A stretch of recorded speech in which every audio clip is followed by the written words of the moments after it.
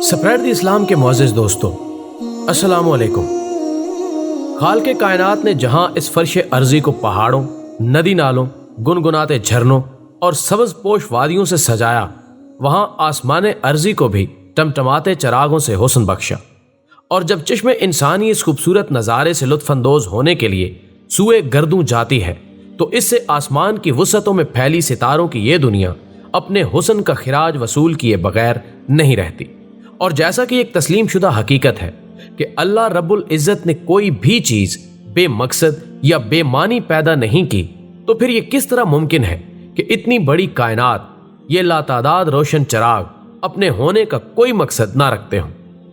और आज की ज़ेरे नज़र वीडियो में यही हमारा मौज़ूए सुखन भी है, जिसमें हम अपने नाज़रीन को बताने की कोशिश करेंगे कि दस्तयाब मालूमात के मुताबिक इस बूढ़े आसमान के इन मकीनों की ज़िंदगी के कौन कौन से मकासद से खालिक़े कायनात ने हमको आगाह करना मुनासिब समझा।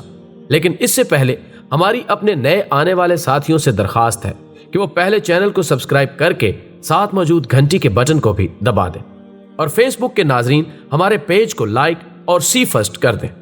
मोहतरम नाज़रीन गिरामी, जैसा कि हम सब जानते हैं कि कदीम ज़माने का इंसान अपनी मंजिलों का पता लगाने के लिए सितारों से मदद लिया करता था। गोया कुदरत ने इन छोटे छोटे कमकमों को सफर में इंसानी रहनुमाई का मनसब भी सौंपा। इसके अलावा सूरह मुल्क में अल्लाह ताला के एक इरशाद का मफहूम है कि हमने आसमान दुनिया को सितारों से सजाया और हम इनके जरिए शयातीन को दफा करते हैं, जिनके लिए अलमनाक अजाब तैयार है।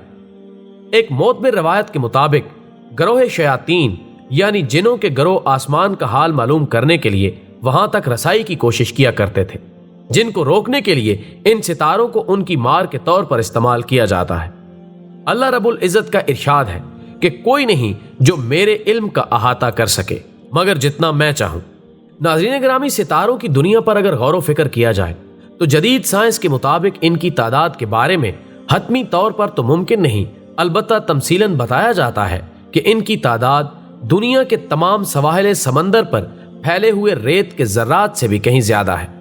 जबकि जदीद साइंसी तहकीक के मुताबिक इनमें से बाज़ जिस्म ऐसे हैं जो ज़मीन के बराबर या इससे कम वजूद के हामिल हैं, लेकिन बहुत से सितारे ऐसे भी हैं जिनके एक कोने में हमारी हजारों बल्कि लाखों ज़मीनें समा सकती हैं। और अगर इन हकायक की रोशनी में इस कायनात की वुसअतों का अंदाज़ा लगाने की कोशिश की जाए तो जाहिर है अक्ल इंसानी पहले कदम पर ही सुभान अल्लाह कहने पर मजबूर हो जाती है। लेकिन इसके साथ साथ ये बात भी मुशाहिदे में आई है कि बाज आकिबत नाअंदेश गैर मुस्लिम इस बात का मजाक उड़ाते हैं कि सितारों से मिसाइल का काम लेकर उन्हें जिनों पर चलाने की बात की जा रही है।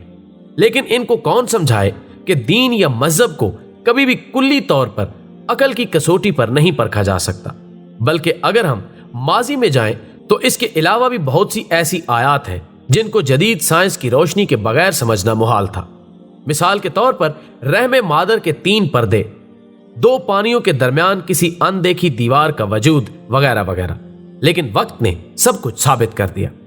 नाज़रीन मोहतरम, हजरत अल्लामा इकबाल रहमतुल्लाह अलैह फरमाते हैं कि कुरान में हो गोता जन ए मर्दे मुसलमान, अल्लाह करे तुझको अता जिद्दते किरदार। यानी ये इस किताब हिकमत का एजाज ही है कि अगर हालत ईमान में कोई इसकी गहराइयों में उतरने की कोशिश करे तो वो इमामत ज़माना के गुर जान लेता है।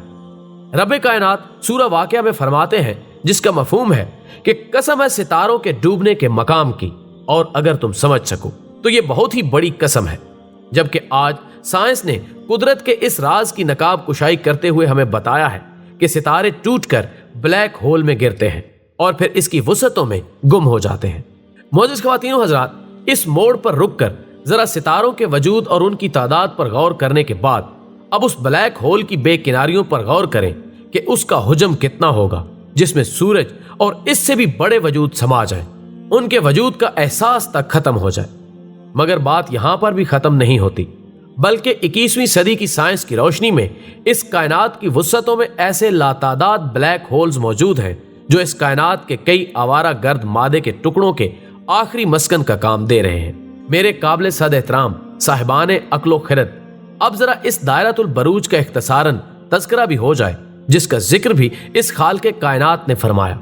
جو کہ قطعی طور پر وحدہ لا شریک ہے، جس کا مطالعہ کرنے کے بعد ماہرین فلکیات اور ستارہ شناس اپنے اپنے اندازوں کے مطابق ستاروں کی اس دنیا اور انسانی زندگی پر ان کے اثرات کے بارے میں محو سخن رہتے ہیں۔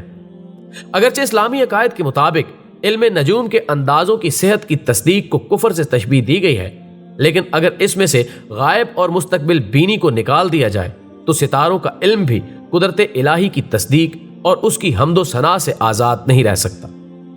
معزز خواتین و حضرات، یہ بات ہر شک و شبہ سے بالا تر ہے کہ اللہ کی کوئی بھی تخلیق ایسی نہیں جو نہ صرف اپنے اندر مقصدیت نہیں رکھتی بلکہ اس کائنات کے ذرے سے لے کر بڑے بڑے اجرام فلکی تک زبان حال سے اس کی شہادت دے رہی ہیں۔ کسی نے سچ ہی کہا تھا کہ جو خانہ لا شعور میں مسکرا رہا ہے وہی خدا ہے۔ ناظرین، ہمیں امید ہے کہ آج کی ہماری یہ ویڈیو آپ کو پسند آئی ہوگی۔ اسے دوستوں کے ساتھ شیئر کیجیے اور کمنٹ باکس میں ہمیں اپنی قیمتی تجاویز سے ضرور آگاہ رکھیے۔